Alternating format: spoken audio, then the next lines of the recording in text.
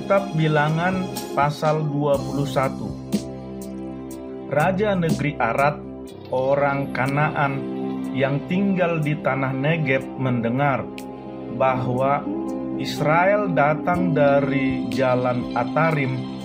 Lalu ia berperang melawan Israel dan diangkutnya beberapa orang tawanan daripada mereka. Maka bernazarlah orang Israel kepada Tuhan, katanya, "Jika engkau serahkan bangsa ini sama sekali ke dalam tangan kami akan menumpas kota-kota mereka sampai binasa." Tuhan mendengarkan permintaan orang Israel, lalu menyerahkan orang Kanaan itu. Kemudian orang-orang itu dan kota-kotanya ditumpas sampai binasa. Itulah sebabnya tempat itu dinamai Horma. Setelah mereka berangkat dari Gunung Hor, berjalan ke arah Laut Teberau untuk mengelilingi tanah Edom, maka bangsa itu tidak dapat lagi menahan hati di tengah jalan.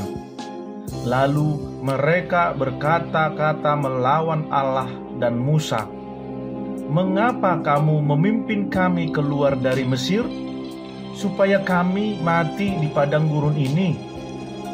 Sebab di sini tidak ada roti dan tidak ada air, dan akan makanan hambar ini kami telah muak."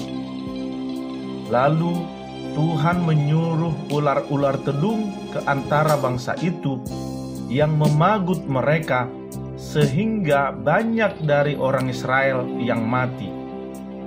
Kemudian datanglah bangsa itu mendapatkan Musa dan berkata, "Kami telah berdosa, sebab kami berkata-kata melawan Tuhan dan engkau.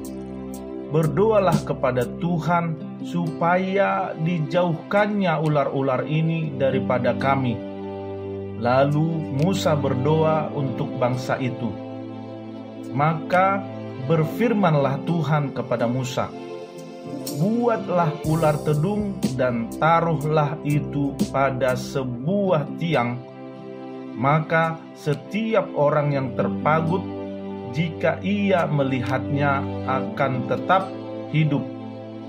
Lalu Musa membuat ular tembaga dan menaruhnya pada sebuah tiang. Maka jika seseorang dipagut ular dan ia memandang kepada ular tembaga itu, tetaplah ia hidup. Kemudian berangkatlah orang Israel, lalu berkemah di Obot. Berangkatlah mereka dari Obot, lalu berkemah dekat reruntuhan di Abarim, di padang gurun yang di sebelah timur Moab. Dari situ berangkatlah mereka, lalu berkemah di lembah Zeret. Dari situ berangkatlah mereka, lalu berkemah di seberang sungai Arnon yang di padang gurun dan yang keluar dari daerah orang Amori.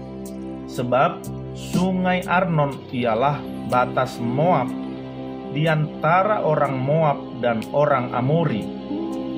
Itulah sebabnya dikatakan dalam kitab peperangan Tuhan, "Waheb di Sufa dan lembah-lembah ke sungai Arnon dan lereng lembah-lembah." Lereng itu terbentang ke tempat di mana terletak kota Ar dan bersandar pada batas daerah Moab. Dari sana mereka ke Beer. Inilah sumur di mana Tuhan berfirman kepada Musa, "Kumpulkanlah bangsa itu, maka aku akan memberikan air kepada mereka."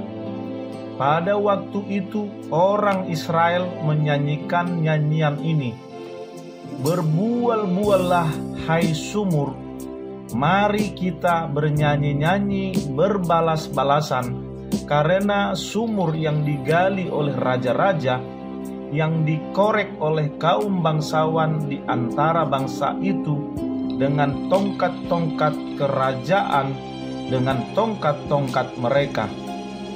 Dan dari padang gurun mereka ke Matana, dari Matana ke Nahaliel, dari Nahaliel ke Bamot, dari Bamot ke lembah yang di daerah Moab, dekat puncak gunung Pisgah yang menghadap padang belantara. Kemudian orang Israel mengirim utusan kepada Sihon, raja orang Amori, dengan pesan, "Izinkanlah kami melalui negerimu. Kami tidak akan menyimpang masuk ke ladang-ladang dan kebun-kebun anggurmu. Kami tidak akan minum air sumurmu. Di jalan besar saja kami akan berjalan sampai kami melalui batas daerahmu." Tetapi Sihon tidak mengizinkan orang Israel berjalan melalui daerahnya. Bahkan ia mengumpulkan seluruh laskarnya, lalu keluar ke padang gurun menghadapi orang Israel. Dan sesampainya di Yahas, berperanglah ia melawan orang Israel.